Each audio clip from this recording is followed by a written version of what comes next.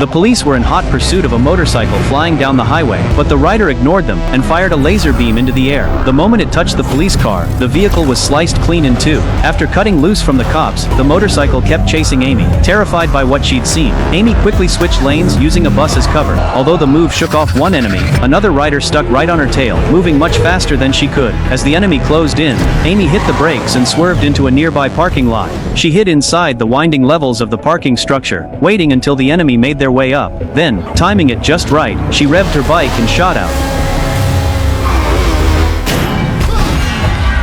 slamming into the pursuer and sending them flying. It seemed like she'd finally shaken them, until the rider got up completely unharmed after a 20-meter fall and started sprinting back up toward her. Panicking, Amy jumped onto the enemy's motorcycle, hit the throttle, and took off.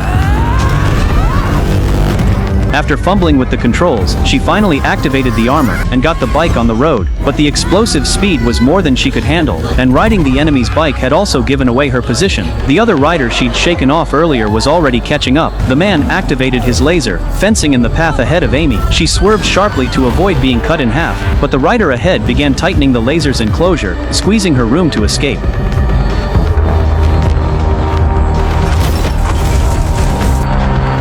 Suddenly, unexpectedly, the underlying code of the rider reveals him to be a kind and law-abiding citizen who would never harm innocent human babies. Seizing the chance, Amy broke free from the trap.